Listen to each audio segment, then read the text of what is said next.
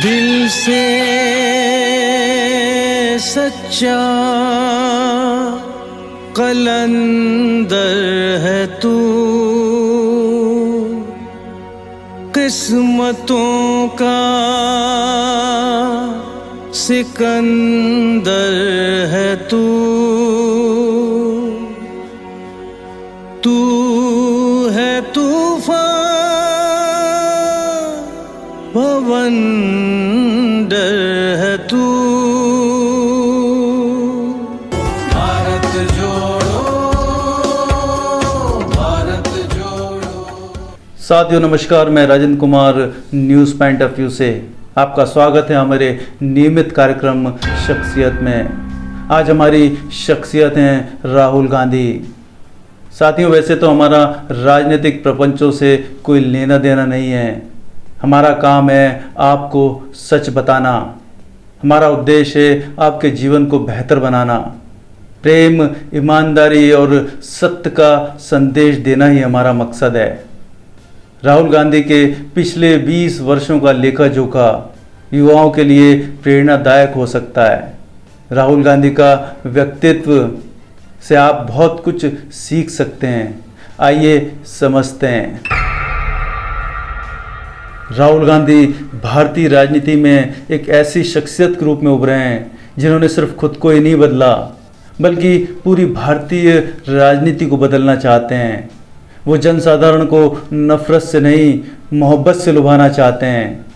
राहुल गांधी सिर्फ पारंपरिक राजनीति को ही नहीं बदलना चाहते बल्कि हर छोटे बड़े राजनीतिज्ञों को प्रेरित कर रहे हैं कि जनता से जुड़ें।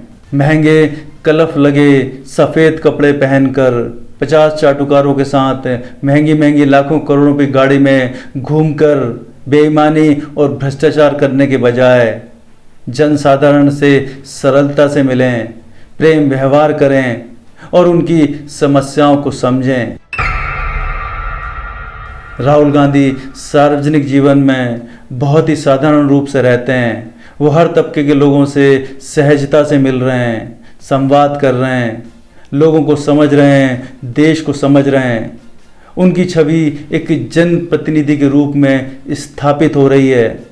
राहुल गांधी के भाषणों में कोई झूठ नहीं होता, दिखावा नहीं होता, बड़बोलापन नहीं होता। राहुल गांधी सीधी बात करते हैं, उनकी बात में सच्चाई होती है। राहुल गांधी ने हार्वर्ड यूनिवर्सिटी और कैम्ब्रिज यूनिवर्सिटी से ग्रेजुएशन और पोस्ट ग्रेजुएशन किया है। पढ़ाई करने के बाद राहुल गांधी ने मॉनिटर ग्रुप कंपनी के साथ 3 साल काम किया। उन्होंने वहाँ छद्म नाम रॉल विंसी के नाम से काम किया था। आलोचक कहते हैं कि ऐसा उन्होंने हिंदू होने की हीन भावना के कारण किया था, लेकिन सच तो यह है कि ऐसा सुरक्षा कारणों के कारण किया गया था। उनके आलोचक ये भी इल्ज़ाम लगाते हैं कि उन्होंने डिग्री पूरी नहीं करी। जब राहुल गांधी ने अपने आलोचकों को कानूनी नोटिस भेजा तो आलोचक भाग खड़े हुए। राहुल गांधी के व्यक्तित्व को युवाओं को समझना चाहिए।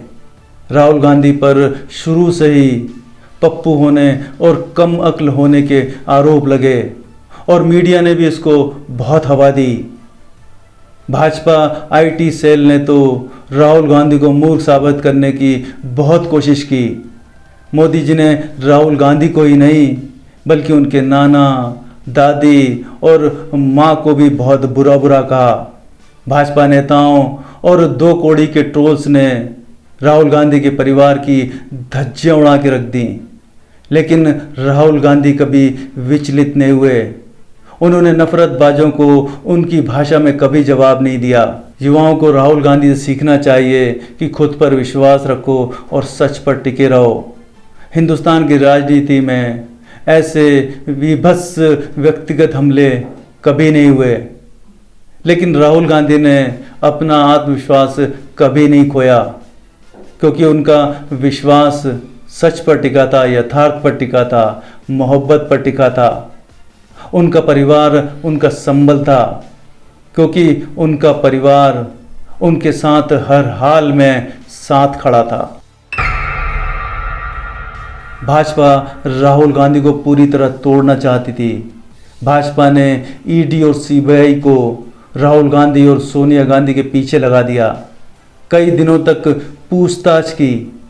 मकसद था राहुल गांधी का मनोबल तोड़ना, इतना उत्पीड़न करना कि राहुल गांधी राजनीति छोड़ दें।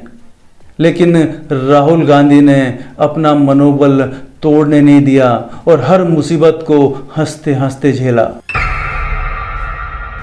कांग्रेस अपना जनाधार खो रही थी। नेहरू जी को लगातार बदनाम किया जा रहा था। भाजपा कांग्रेस मुक्त होने का नारा दे रही थी और कांग्रेस को लगातार कमज़ोर कर रही थी। देश में नफरत का माहौल था और ऐसे अराजकता के माहौल में राहुल गांधी भारत जोड़ो यात्रा करते हैं। 3000 किलोमीटर पैदल चलते हैं और जनता से बात करते हैं। गरीबी, महंगाई, शिक्षा, बेरोजगारी जैसे मुद्दों पर जनता से संवाद करते हैं।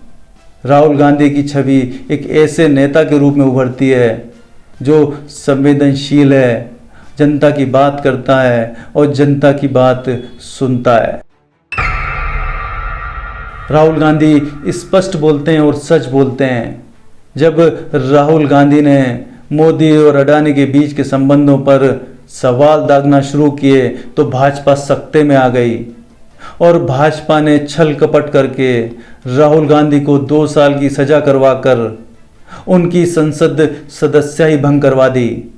भाजपा यही नहीं रखी, उसने आनन फानन में राहुल गांधी को सरकारी आवास से बेदखल कर दिया। लेकिन राहुल गांधी के सच को और मनोबल को नहीं तोड़ सकी। राहुल गांधी एक ऐसे परिवार से आते हैं जिनके परिवार में उनकी दादी और उनके पिता ने देश के लिए कुर्बानी दे दी। लेकिन सत्ता के दलालों ने उनके परिवार को बहुत बुरा भला कहा। भाजपा पिछले कई सालों से जन विरोधी नीतियों में ही लिप्त रही, इसलिए चुनावों में उनके पास और कोई मुद्दा होता ही नहीं था। या तो वो हिंदू मुस्लिम करते थे, या मंदिर मस्जिद करते थे, या गांधी परिवार को गाली बकते थे। लेकिन राहुल गांधी ने कभी भी मोदी जी और अमित शाह के बारे में कोई भी व्यक्तिगत टिप्पणी नहीं करी। यही युवाओं को उनकी जो सहनशीलता है सीखनी चाहिए। राहुल गांधी का हौसला, धैर्य, प्रेम, सच्चाई, सहनशीलता, ईमानदारी रंग ला रही है और षड्यंत्र, झूठ, नफरत और जुमलेबाजी की शिकस्त हो रही है। नमस्कार।